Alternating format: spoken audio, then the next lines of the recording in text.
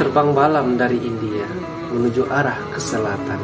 Sambutlah salam dari saya walaupun tidak berjabat tangan. Assalamualaikum warahmatullahi wabarakatuh. Hamdan wa syukran lillah, asyhadu an la ilaha illallah wa asyhadu anna Muhammadar Rasulullah, amma ba'd. Teman-teman semua, berjumpa lagi dengan saya Ilham Syukri, mahasiswa Pasca Sarjana Universitas Islam Negeri Fatmawati Soekarno Bengkulu. Pada kesempatan kali ini saya akan mempresentasikan pembahasan saya tentang manajemen mutu siswa berprestasi bidang kurikuler, non-kurikuler, dan alumni. Mungkin teman-teman semua masih banyak yang bertanya-tanya tentang apa itu manajemen, apa itu mutu, dan seterusnya. Maka dari itu, untuk menjawab pertanyaan teman-teman semua, maka pada kesempatan kali ini saya akan menjawab dari pertanyaan-pertanyaan tersebut. Yang pertama yaitu manajemen. Manajemen yaitu suatu proses pengorganisasian, pengaturan, pengelolaan SDM sampai dengan pengendalian agar bisa mencapai tujuan dari suatu kegiatan tersebut. Itulah yang disebut dengan manajemen. Kemudian sedangkan mutu itu adalah tingkat baik buruknya atau taraf derajat sesuatu itu, atau yang biasa kita kenal dengan kualitas. Jadi mutu atau kualitas. Jadi dalam suatu lembaga pendidikan itu ada yang namanya mutu. Baik atau buruknya mutu suatu lembaga tersebut, maka salah satunya bisa dilihat dari siswanya itu sendiri. Maka dari itu perlu adanya manajemen mutu siswa berprestasi baik di bidang kurikuler, non-kurikuler, dan alumni. Dari sini muncul pertanyaan, bagaimanakah manajemen mutu siswa berprestasi baik di bidang kurikuler, non-kurikuler, dan alumni.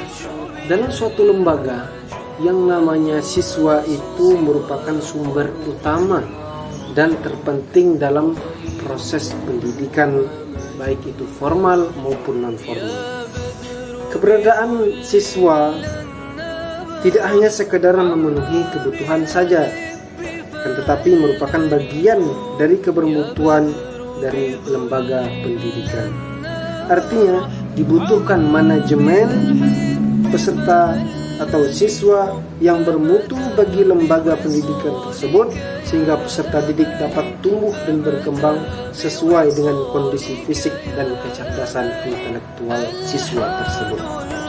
Maka dari itu, bercerita sedikit tentang pengalaman saya bagaimana ketika di sekolah, ketika saya meraih suatu prestasi, bagaimana sekolah tersebut terus membimbing, membina, memfasilitasi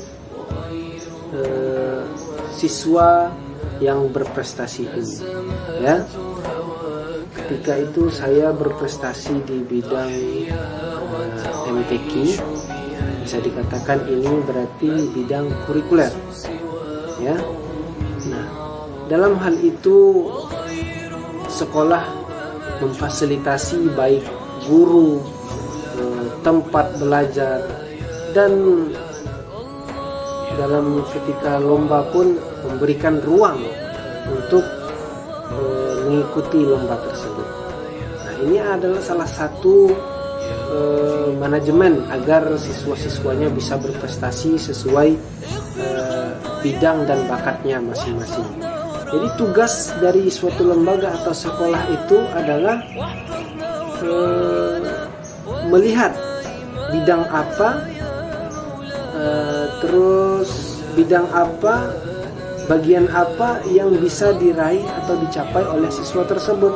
Nah, fungsi sekolah di sinilah memfasilitasinya, memberikan ruang hingga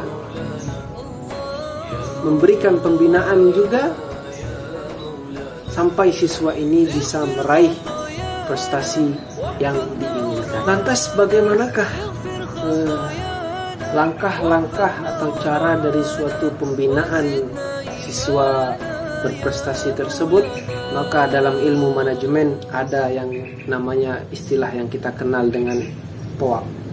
Apa itu POAK? Panjangan dari yang pertama P yaitu adalah planning, kemudian O-nya itu organizing, kemudian A-nya adalah actuating, dan C-nya adalah controlling.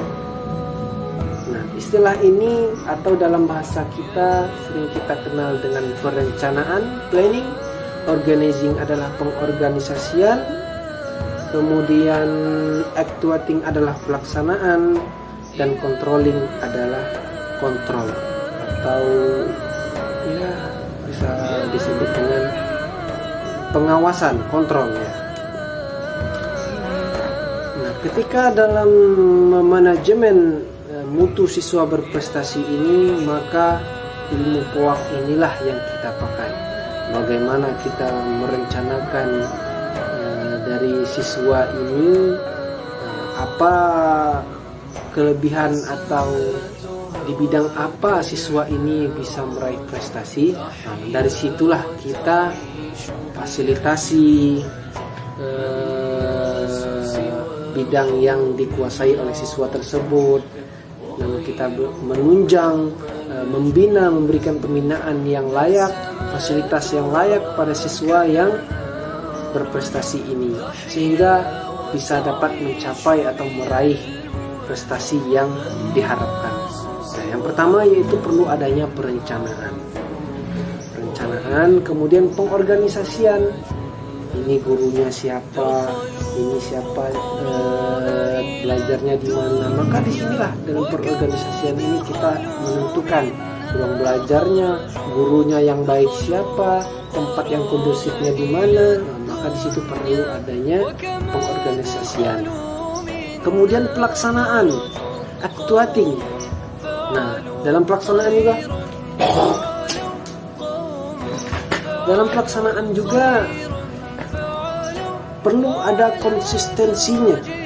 Jangan sekali datang, besok nggak datang lagi, sekali ikut, besok nggak ikut lagi. Nah, maka ini akan merusak tujuan atau sesuatu yang ingin dicapai tadi, akhirnya kurang maksimal. Maka di sini perlu adanya pelaksanaan itu secara rutinitas, ya. Kemudian setelah pelaksanaan ada yang namanya controlling.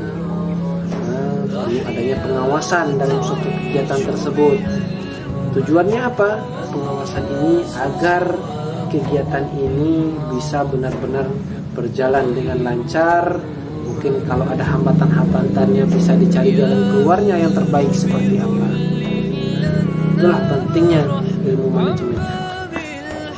Demikianlah presentasi yang dapat saya sampaikan. Semoga bisa menambah keilmuan kita dalam ilmu manajemen mutu siswa berprestasi, baik di bidang kurikuler, non kurikuler, dan lain-lain.